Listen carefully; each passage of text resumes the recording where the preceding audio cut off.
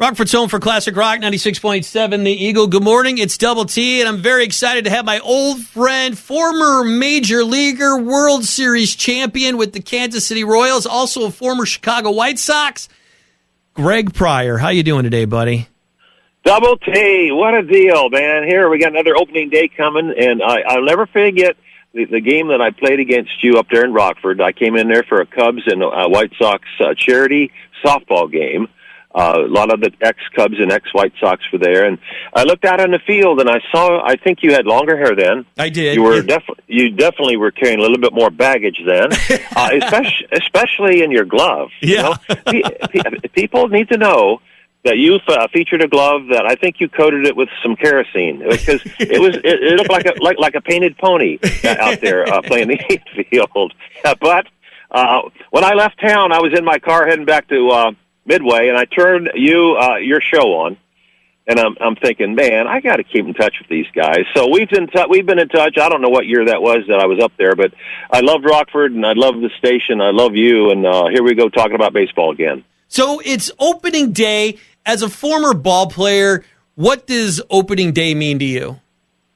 Well, it means that your slate's clean. You're in first place.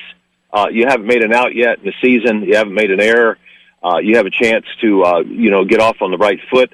You're excited about it. You're finally out of spring training. You're tired of spring training because you've been in spring trainings.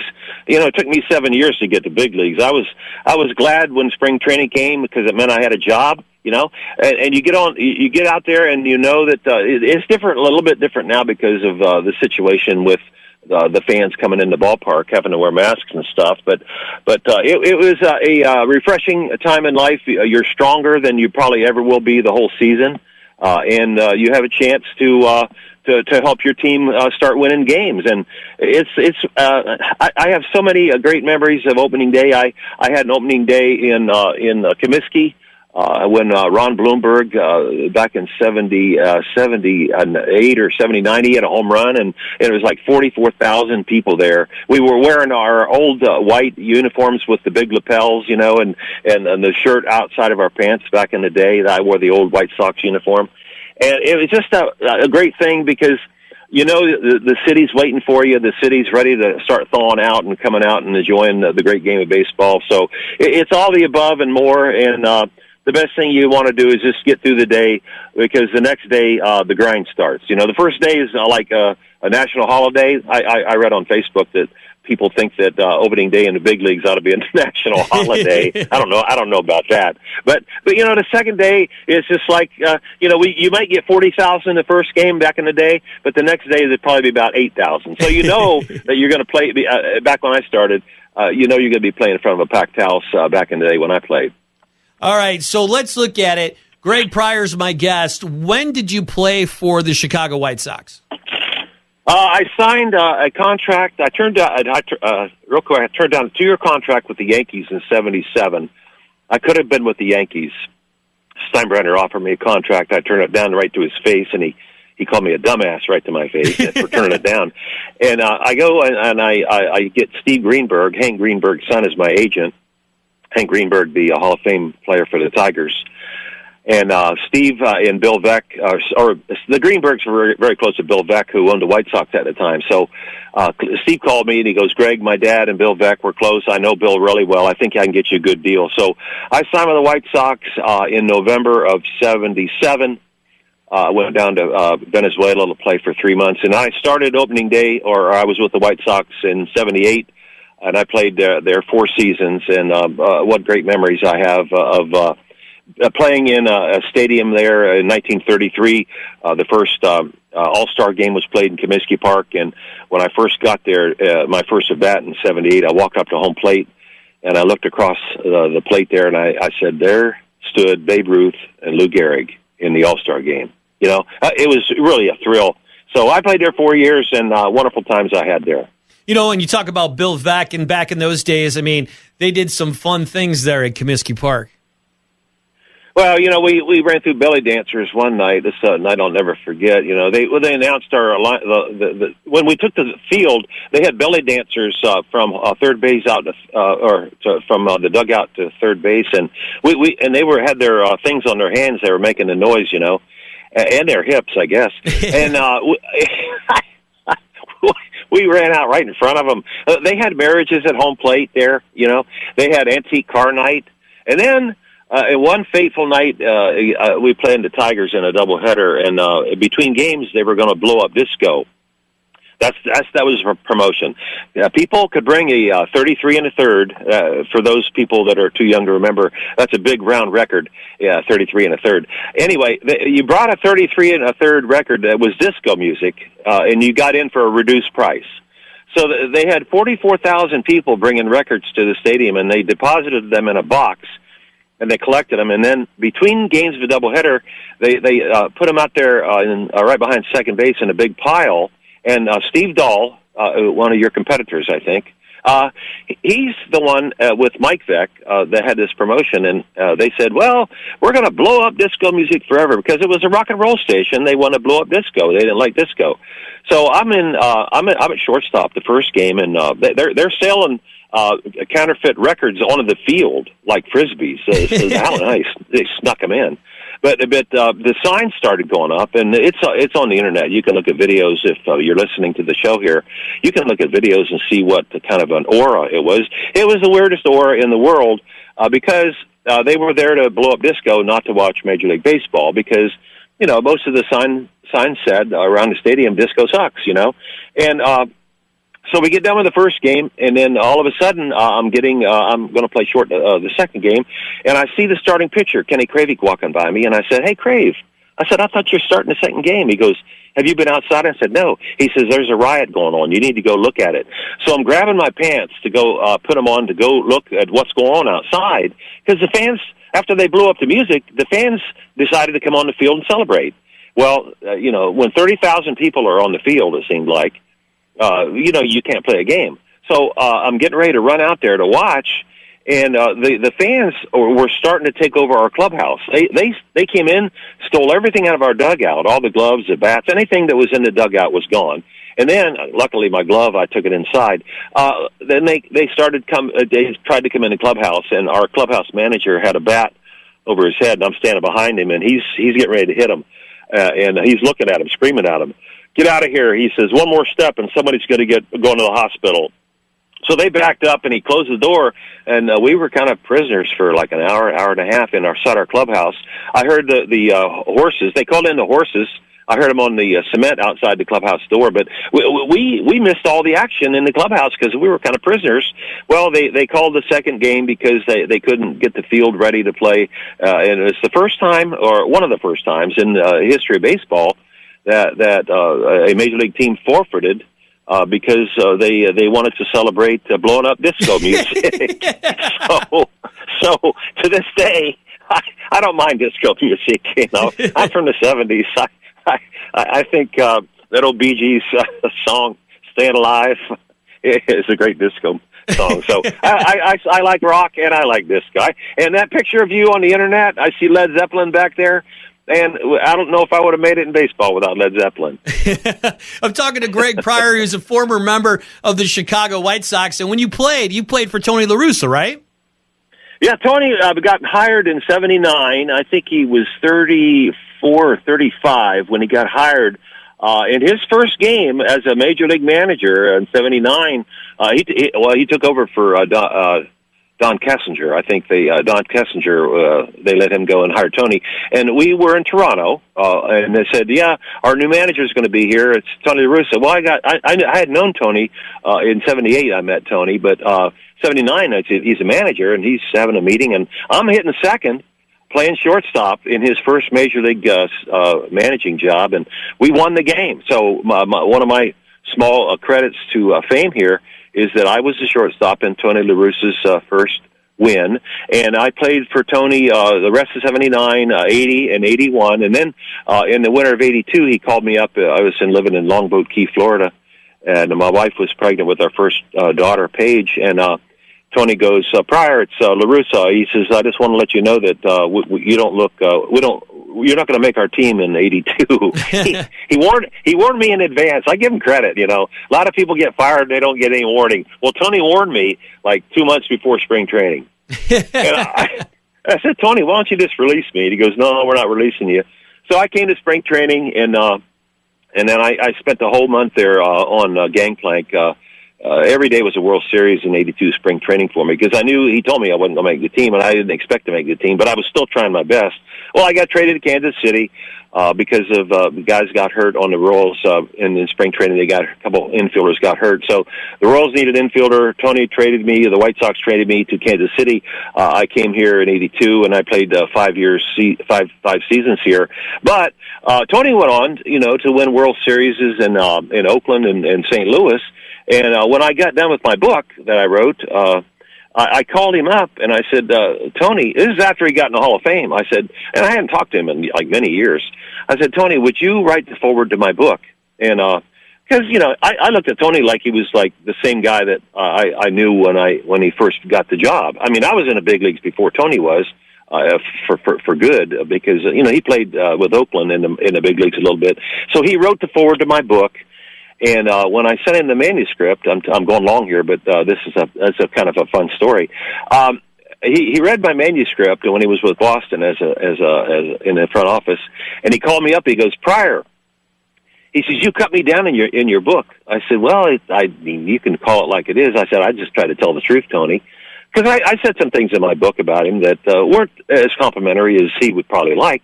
But anyway, I said, look, Tony, I said, if you write the foreword, I said, you can address anything I said in my book, and I'll print it. I'm not going to. So he wrote 5 pages of a foreword in my book, and I tell you what, I laughed so hard at his foreword because, the best part of the foreword, it says, I'm paraphrasing, it says something like this. The manager has the office, and all the player has is a locker, Yeah, so LaRussa, when he got hired over the winter by the White Sox, I was probably happier than him for the following reasons. Number one, I'm so happy that I knew him a lot closer than most people, number one. Number two, I'm so happy that I know a lot about his history of his life, about the struggles he went through. 13 years in the minor leagues. Can you imagine playing 13 years in the minor leagues? He did. Wow. And then at 76, I'm 71. At 76, he decides to take a job managing the Chicago White Sox, who have a great ball club. And I'm thinking, why would Tony ever want to do that? Well, here's what I think. I think Tony really, really, really wanted to do it.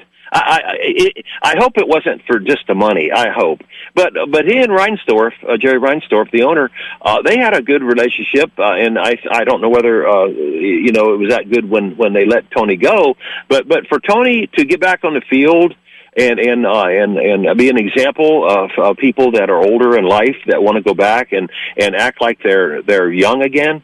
Good for Tony. Good for Chicago. Fans, get behind him. I don't care what he's done off the field. Get behind that team and root for that team. Hopefully they can stay healthy. They're popping off a little bit too much for me. I think you ought to pop off like when you win your division. Pop off a little bit if you want. But don't pop off in spring training. Just go out and play the game. Win the games. Show you're good, because baseball is a long season, very, very long. A lot of things can happen, and that's why some people say baseball's too long. I love it, man. I can't wait for baseball to start, and I hope the White Sox do great this season, because Bill Veeck gave me a chance to play in the big leagues, and I got to play 4 years there and 5 years in Kansas City, and here we're talking about baseball. I'm talking to Greg Pryor. He's a former member of the Chicago White Sox. So how do you feel about the team? Do you feel like they'll do well and they've got a good chance of going to the World Series? Well, I don't follow them every day, but I'll just say this, that the improvement, last year they got in the playoffs for the first time in, I think, 12 years. Correct me if I'm wrong. And they lost to Oakland to not advance in the playoffs last season.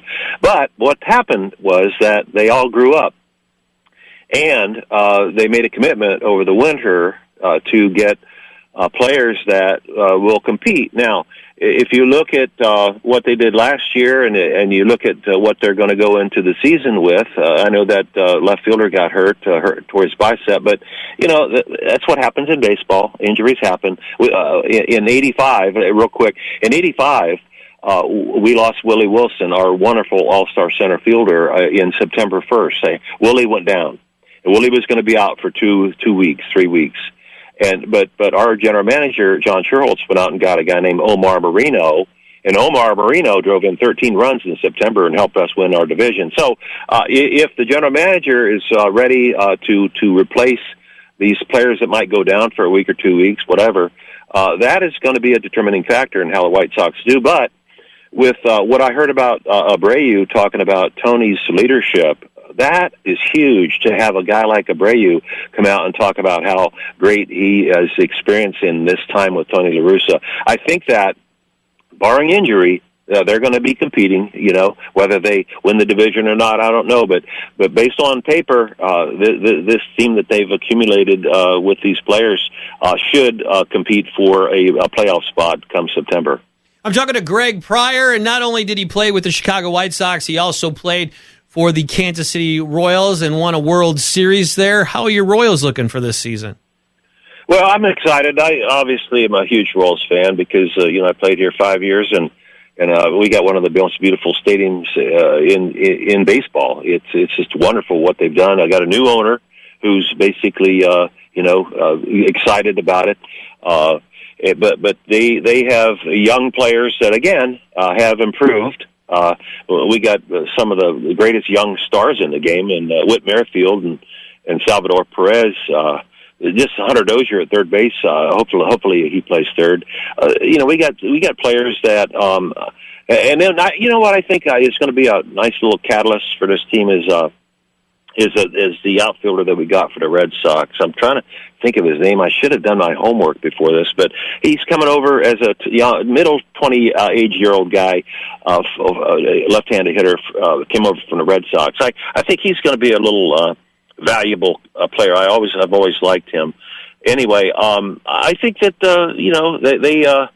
they have some experience in some of the players that they have. We signed a couple choice free agents. We've got one of the greatest athletes in baseball at shortstop. So baseball is so exciting. As I said, back to opening day, everybody's tied for first. Now's the time when you start feeling what kind of team you have and getting along in a clubhouse and starting to go through the grind of scoring more runs than the other team and not giving them outs. That's basically the simple part of the game. And I hope that the White Sox or the Royals improve on what they did last year. But as I said, it all depends on what's going on in July, August, or September with the injuries or the players that come up and down or the trades that are made, because it's such a long season. I just hope that the White Sox and the Royals win every game.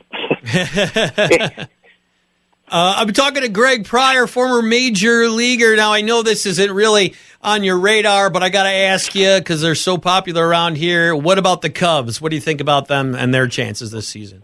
Well, I've always been a Cub fan. It just seems like I've been to that ballpark, and I played the game in that ballpark. I hope that the Cubs do good because the Cubs fans have been probably through as much as any fans in the country in regards to getting their team into the playoffs, and they finally did win a World Series, which was great. But I haven't. I'm going to miss some of those guys. That left fielder that left Schwarber. What do you call him? Schwarber. What a great baseball name, huh? Yeah. And then Lester's not there anymore. So I don't know what they're going to get to replace those players, but they're going to have to go a ways to the Mets have made a commitment with that new owner they got. The Dodgers obviously have proven to baseball that they can survive in the playoffs as they won the World Series last year. So, and then the Padres have really improved. So the Cubs have got a few really, really good teams to stay up with during the season. And I just hope that the fans enjoy the game. I love the way that Rizzo. He's one of my favorite players to watch. Is Rizzo, that first baseman. He chokes up on the bat, and he doesn't like to strike out. God, I love to see that, because and these days and times striking out is not like it used to be, because we'd be embarrassed if we struck out and came back to the dugout. Now these guys swinging out their butts with 2 strikes, they come walking back like a badge of honor. Yeah, I swung hard, but I still struck out. But anyway, I think the Cubs are going to, they'll do what they can do, and hopefully they can stay up with the pack. Very, very cool. Well, what do you got going on for yourself now? I know you always keep yourself busy, so where can people find Greg Pryor and find out what he's got going on? Yeah, well, I've got you're going to broadcast this the coming Thursday. When are you going to broadcast this? Thursday? Yeah, on opening day. Opening day. On Monday, I got a Zoom call with Jim Sundberg, former Cubs catcher. We're going to do that at 5 o'clock Central. They can go to my website and get the coordinates for this live Zoom call. It's Greg Pryor-Athlete. That's my Facebook page. And then my book, I mentioned my book. I didn't mention the name of it. That's Greg Pryor-Athlete Facebook page. And then I'll announce the coordinates for that Zoom call. And then my book is called The Day the Yankees Made Me Shave. The Day the Yankees Made Me Shave. And they can get that at gregorypryor.com, gregorypryor.com. And I love to autograph books for people. I've sold, can you believe 600 people have bought my book already? It's wow.